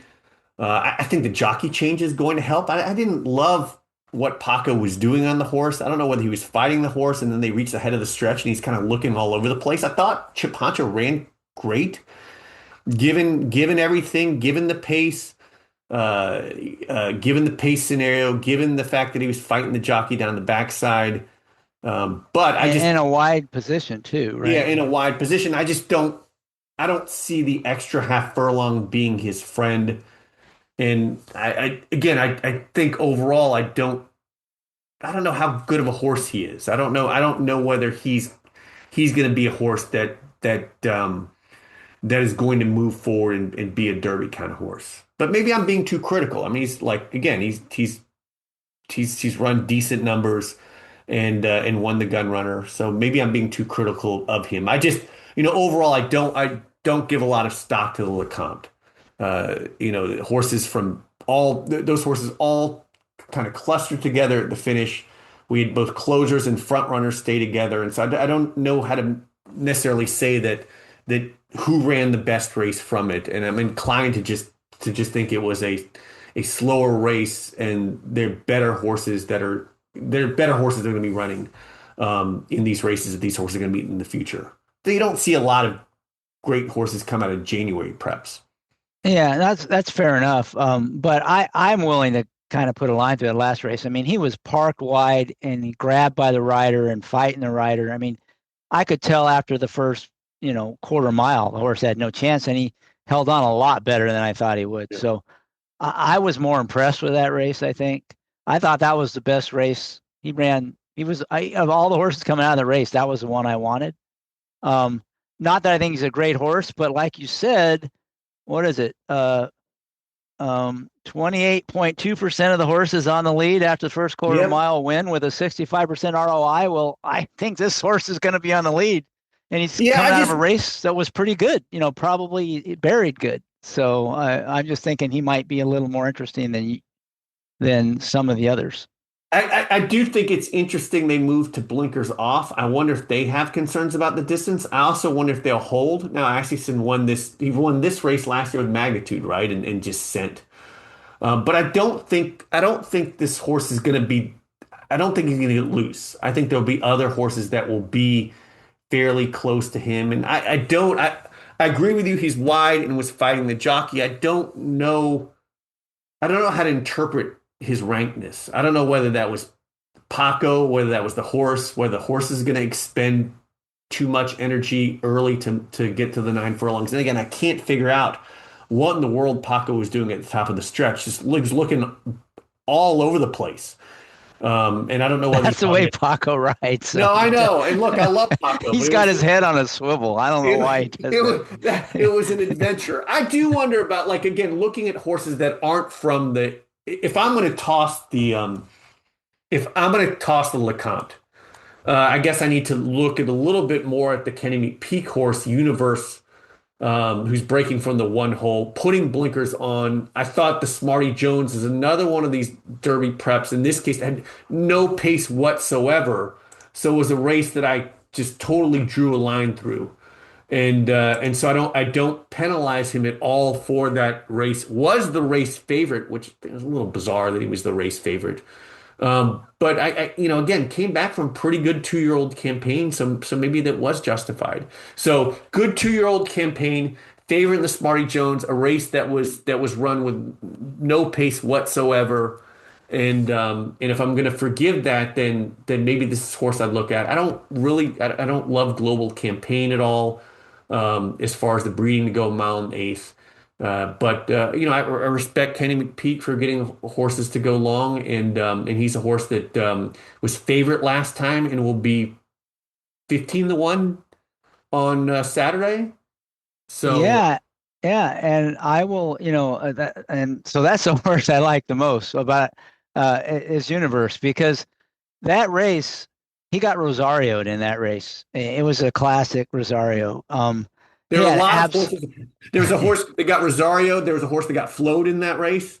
So there was a lot of that going on. Yeah, and the horses that were getting those trips are came back and ran huge. Yes. Silent Tactic just came back and ran big. Rancho Santa Fe came back and he didn't have the greatest trip last time, but both those horses came out of that. And the one who won, waltzing on the front end, came back and flopped. So to me, that race you can draw a line through, and this horse has the ability to trip out from that rail spot. I think he's not going to be far back. I don't know why he was ridden the way he was last time, but he's been up close and before, and like you said, maybe he's not bred to be a super distance horse, but if he gets the right trip and he's got the right trainer, um, and they're putting the blinkers on here, and he has a horse that's kind of like a couple times, like the race 2 back where he ran second. He just kind of looked like he was going to win, and then he just sort of flattened out, but then he galloped out like a beast. So I think it's a horse that might respond to the blinkers. So, and that horse could be a really big price, I think. So I'm very interested in him. And just going back to Chip Honcho for a second, for me, the blinkers off is good because if he can get to the lead without having to work real hard, then with the blinkers off, they have a tendency to relax, I think, on the lead if they get there. And so I'm kind of hoping that, he'll get there and without having to fight him, they'll let him go to the lead and he'll relax on his own when he's there. And if he gets that kind of trip, I think he could be really dangerous. That's all. That's just the only point I want to make. I thought his last race was really good. He really outperformed. Given the ride he got and the trip he got, I think he ran really well. And he's the one I'd want out of that race. But you're right. Maybe that race wasn't that good, but I'm willing to give him a second chance because his races prior to that were all good. So, Yeah. No, look, I don't disagree with that. I'm just going to toss the race. Universe is a horse that is interesting. And I think could be longer than 8-1. I don't think there's any doubt about that. Yeah. So he's a horse that interests me. This means nothing, but I find it interesting that they're flying Christopher Elliott down to ride the horse. I guess Elliott. Yeah, and he was the early rider of the horse, so I thought that was kind of interesting too. Kind of neat that he gets back on the horse. And the 2 times he rode, he certainly won probably as much the best. And then on second race, he's chasing a horse that freaked Napoleon Solo that day, in the Champagne. So that wasn't that bad of an effort, really. And nothing wrong with the rides that he got on either one of those races. So to me, he's interesting. From a betting standpoint, I think, for Paladin be the big favorite. Golden Tempo and Cordian will take a lot of money, and after that, you might get double digit on every other horse. So that's why I was trying to look.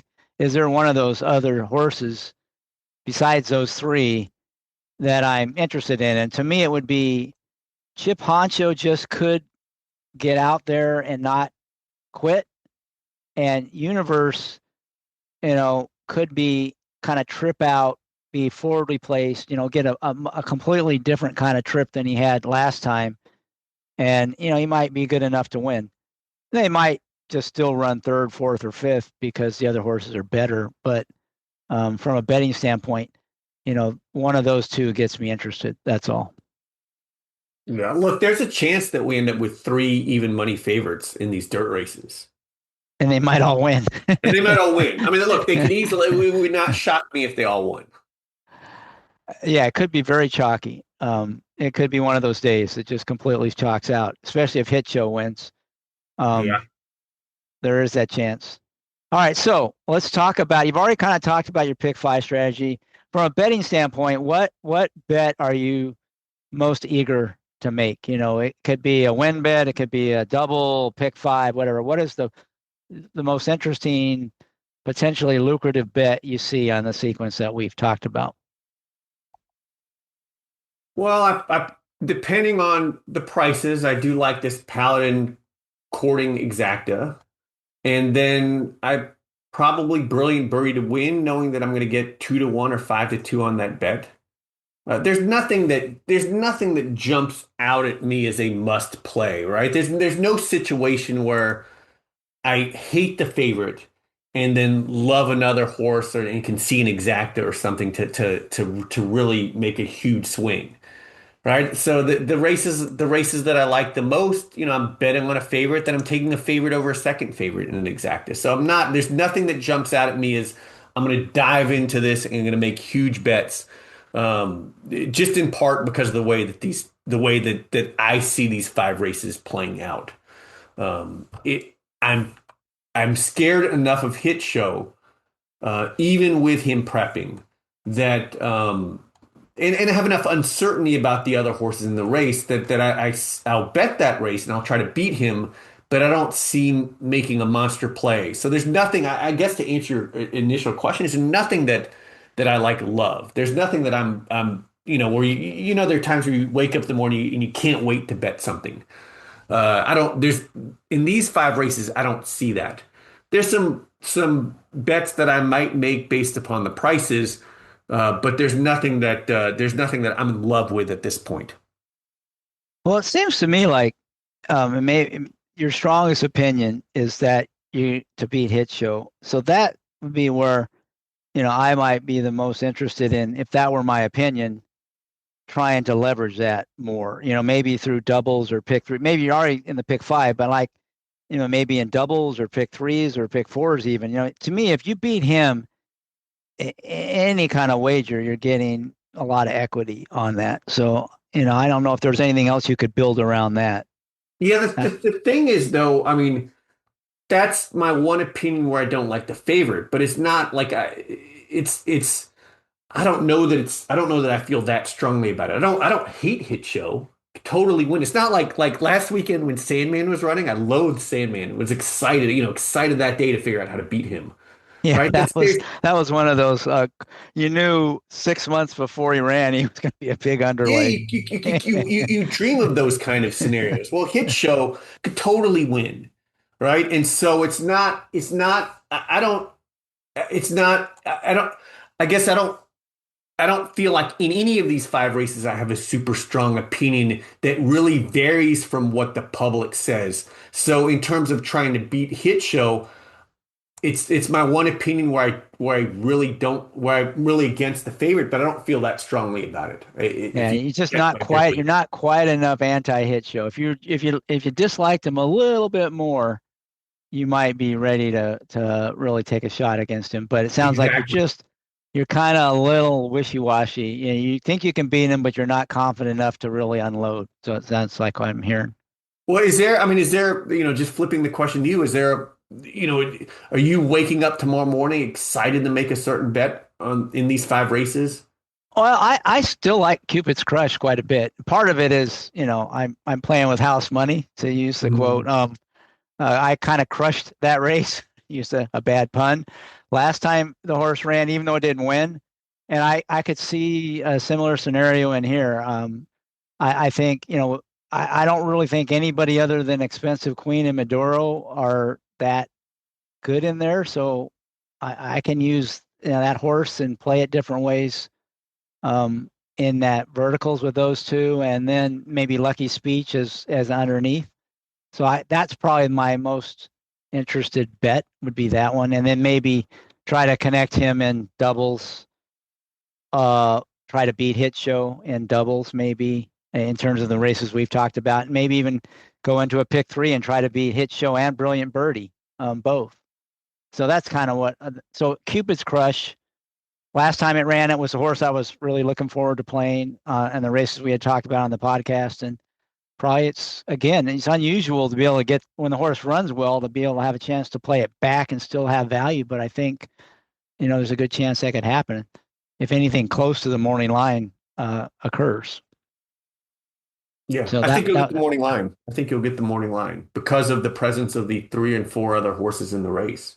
yeah. And I am with you. I'm against the Chad Brown horse, so there's a little bit of value there too. So anyway, that would be my bet would be some and I think there's multiple bets I can make using Cupid's Crush, and I can even have some where it doesn't win, and I could still do pretty well, I think. So, sometimes finishing second isn't bad. And it was funny because, the way I played it last time was underneath, and the exotics was on. Some of them were on top, and some were underneath Maduro, and then I had Lucky Speech in the third and fourth spot with everything, and I just got lucky. And then even though I didn't win, I still really crushed it because Lucky Speech got in there, and I was right about everything else. So sometimes, even if your secondary opinions come in, and you're not completely right on your top opinion, you can still make money. So I was really lucky in that regard. Mhm. Well, Lucky Speech was the third best horse in the race too. Definitely ran to it. So, I mean, you made correct call on both horses.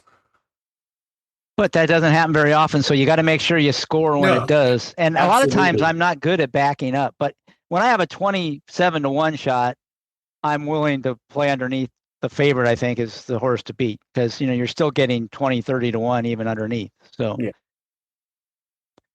all right. Well, last thing before we wrap up, anything else on the sequence before we get to a couple questions? No, I think we covered it pretty well. All right. So first of all, John Gasper had a question for you.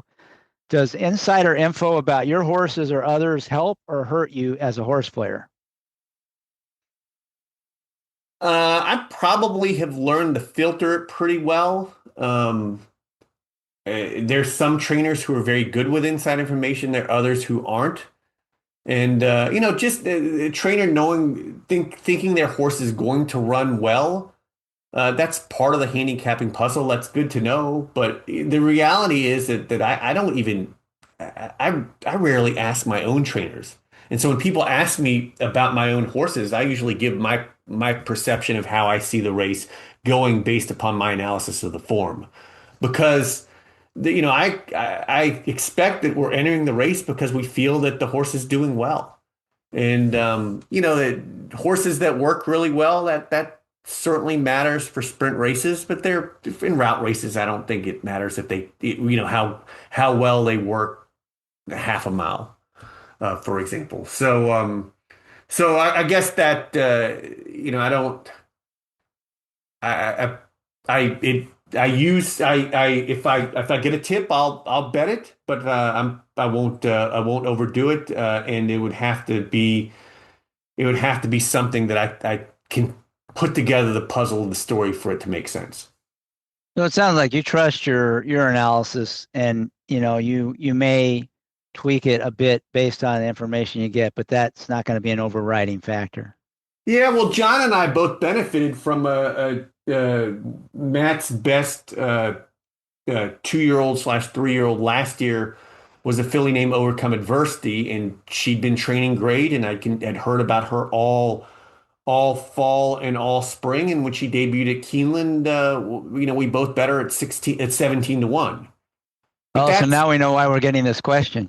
Yes, but that's a scenario where I heard about that horse for quite a while, right? So and I guess maybe with firsters, with trainers who are a little bit under the radar, a Brad Cox firster, everyone's going to know about.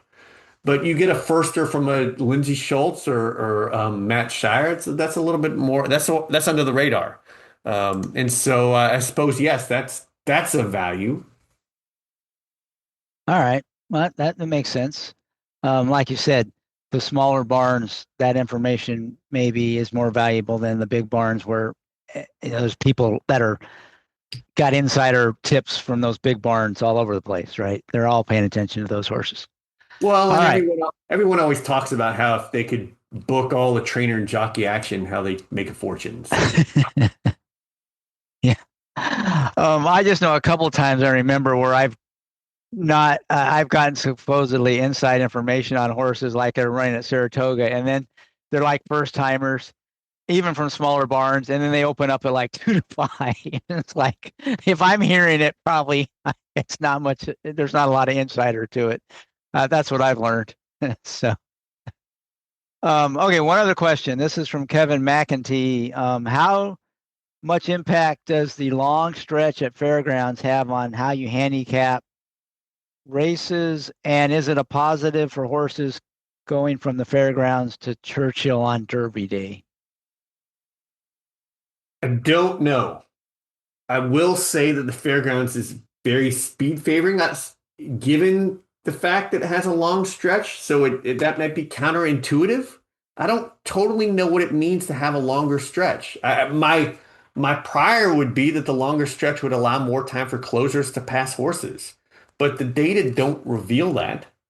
So I don't know. I don't have a great answer for that question and what it means. I know Lindsay very much worried about entering Agrippina at the fairgrounds because of the long stretch. So she definitely had it in her head.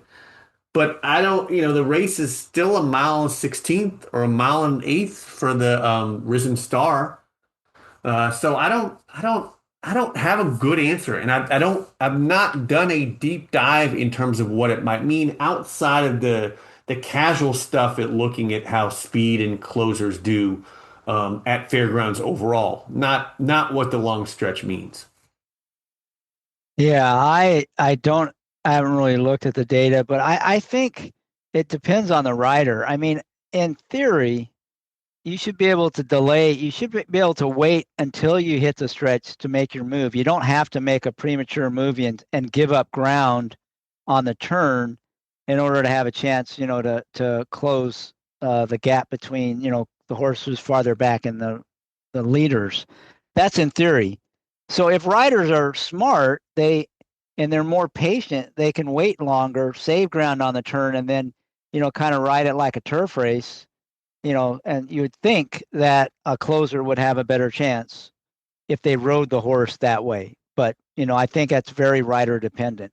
But I think in theory, you ought to be able to delay your closing move until after you turn for home if you have more time in the stretch. It seems like you can wait and save ground early and then swing out late. Whereas on like those, especially on those races like Keeneland and Oaklawn, where they have the short stretch at some distances, if you try to do that, you have no chance. You just don't have enough time to close ground. You got to make that early move and give up ground on that turn if you want to be in position to win. So I think that's, to me, what in theory would be the difference. But it all depends on how the riders ride. I don't know if you Yeah. have any comment on that. I mean, I don't watch a ton of races at the fairgrounds, but it doesn't seem all that different to me when I watch those races than, doesn't I don't notice the fact that there's a long stretch, right? It doesn't seem that much longer. It's not like watching Kentucky Downs where they move to another angle to show you the stretch. And look, Yeah, well, it used to be like 3 different angles. Yeah, I yeah, think now they've cut it down to one.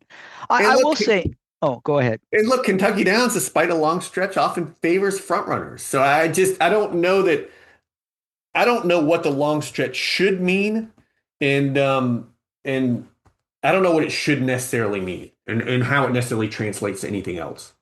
For me, the one place I do see it is on turf sprints, because that's where losing ground is the worst because they're all going fast on the turn. And the faster you're going, the more the ground loss matters. And that long stretch at the fairgrounds, you can do that inside out trip and you have plenty of time to run down the horses in those turf sprints, more so than at most tracks. And I've seen that. And I don't have the numbers to back it up, and the numbers might get muddled because it just depends on whether there was a horse that could take advantage of it or not in the race. But and, because there's other factors that come into play. But I think that's probably the those turf sprints are where that long stretch, I think, helps closers more than any of the other distances or surfaces. That would be my own opinion, anyway. Yeah, no, that makes sense. But again, I'd have to do a deep dive. Be interested in a Right, deep dive. right. That's a theory. I don't, like I said, I don't have data to support that. But just watching a lot of races and turf sprints, to me, it's an underrated factor on those and helps me make money on them is ground loss. It's so big. Um, 30 wide on a turf sprint is a tough way to win. Really tough way to win. All right. Anything else you want to add before we finish up? No, sounds good. Appreciate you having me on. Well, thank you, Marshall, for joining me today. And to all the listeners out there, that will conclude show number 349 of the Sport of Kings podcast. Good luck this weekend, and please enjoy the Brooklyn Boogaloo Blowout. Cheers.